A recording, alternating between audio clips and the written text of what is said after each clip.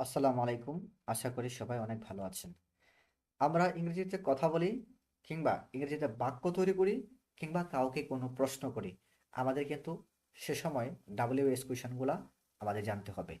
এগুলো আরেকটা নাম আছে, সেটা হচ্ছে ইন্টারোগেটিভ ভার্বস। তাহলে চলুন আমরা দেখি কখন WH কোয়েশন ওয়ার্ডগুলা কখন কোন বিষয়ে কার ক্ষেত্রে ব্যবহার করব। এক নজর দেখে নিই। আজকের পর থেকে আশা করি আর সমস্যা হবে না। ওকে, চলুন তাহলে শুরু করা যাক। দেখেন, ওয়াই। ওয়াই অর্থ কেন। ঠিক আছে, এটা কারণ জানতে চাওয়া হয়। আপনি যে কোনো কারণ কারোর কাছে জানতে চাইলে ওয়াই দিয়ে প্রশ্ন করতে হবে। যেমন, why will you be a doctor?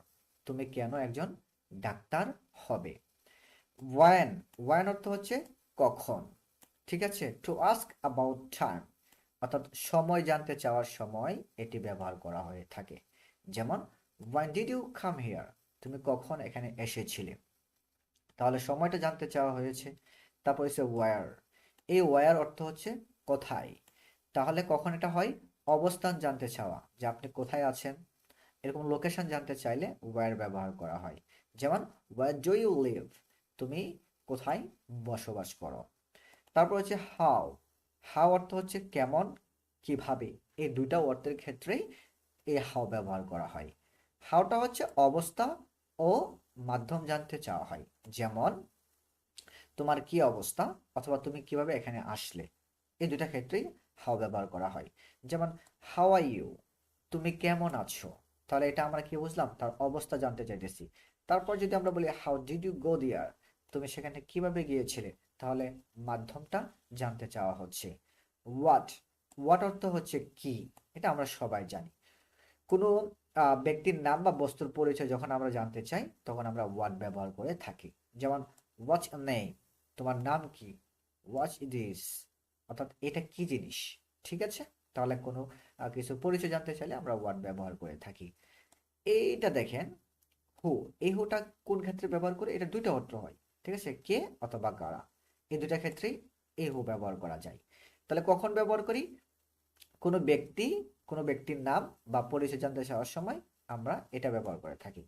মনে রাখবেন, এই হু কিন্তু ব্যক্তিবাচক, আহ, মানে ব্যক্তিবাচক এমন ব্যক্তির ক্ষেত্রে ব্যবহার করা হয়। প্রাণীর ক্ষেত্রে কিন্তু হু ব্যবহার করা যাবে না। তাহলে, হু ওয়াজ সিক? কে অসুস্থ ছিল? Who is Mashrafe? কে মাশরাফি? তাহলে এখানে আমরা পরিচয় জানতে চাইতেছি বা কে অসুস্থ সেটা জানতে চাইতেছি। মনে রাখতে হবে, হুজ। এই হুজ তো হচ্ছে কার এবং কাদের। তার মানে এটা সিঙ্গুলার হয় প্লুরাল হয়। যেমন, কে অথবা কার সিঙ্গুলার হয় প্লুরাল হয়। তাহলে মালিকানা ও সম্পর্ক জানতে সাধারণত এটা ব্যবহার করা হয়ে থাকে। যেমন, হোজ পেন ইজ ইট? এই কলমটি কার? তাহলে এখানে আমরা কি মালিকানাটা জানতে চাচ্ছি।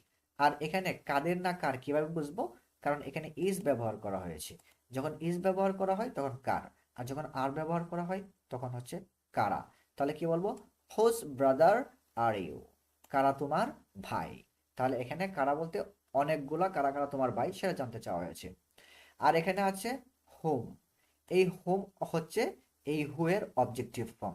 ঠিক আছে, এটা হচ্ছে কাকে বা কাদেরকে। এখানেও সিঙ্গুলার এবং প্লুরালের ব্যাপারটা রয়েছে। কোনো ব্যক্তিকে নির্দিষ্ট করে জানতে যখন চাওয়া হয় তখন এগুলোকে ব্যবহার করা হয় একেবারে নির্দিষ্ট করে। ঠিক আছে, ওকে। তাহলে, হোম ডিড ইউ টেল? তুমি কাকে বলেছিলে? তার মানে নির্দিষ্ট করে একজন ব্যক্তির কথাই বলা হচ্ছে, তুমি যাকে বলেছিলে। তারপর হচ্ছে উইচ। উইচ কেন বললাম আমি? উইচটা ব্যবহার করা হয় বস্তুর ক্ষেত্রে সাধারণত। ঠিক আছে, বস্তুর ক্ষেত্রে উইচ ব্যবহার করা হয়ে থাকে। যেমন, পছন্দ জানতে চাওয়া ক্ষেত্রে ব্যবহার করা হয়। হ্যাঁ, উইচ অর্থ হচ্ছে কোনটি। তাহলে, which one do you like? তুমি কোনটি পছন্দ করো? তাহলে কারো পছন্দ জানতে চাওয়ার ক্ষেত্রে এটা ব্যবহার করা হয়। আবার মনে রাখতে হবে, উইচটা সাধারণত বস্তু বা জড় পদার্থের ক্ষেত্রে ব্যবহার করা হয়ে থাকে। How far? কতটুকু দূরে বা কত দূরে দূরত্ব জানতে চাওয়া হয়। হ্যাঁ, how far is your school from here?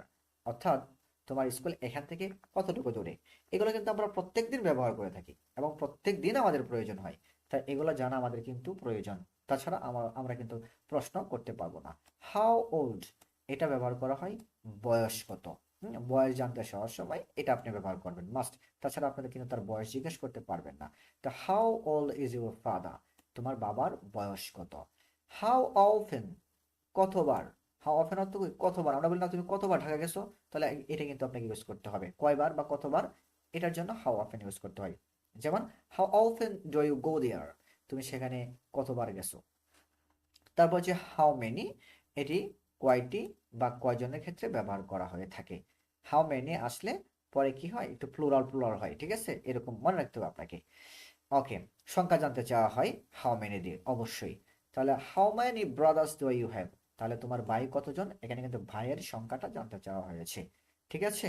তাহলে এটা হয় হাউ মেনি কাউন্টেবলের ক্ষেত্রে ব্যবহার করা হয়, যেগুলো গণনা করা যায় সেগুলোর ক্ষেত্রে হাউ মেনি ব্যবহার করতে হয়।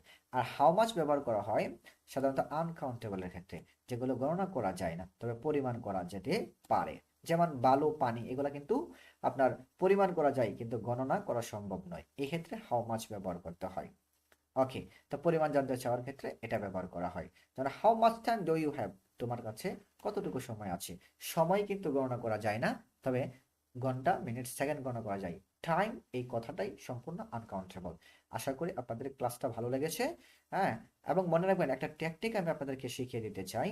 এখানে ডাব্লিউ এর পরে এইচ আসছে, যখনই ডাব্লিউ এর পরে এইচ আসবে তখন এইচ এর উচ্চারণটা হবে না।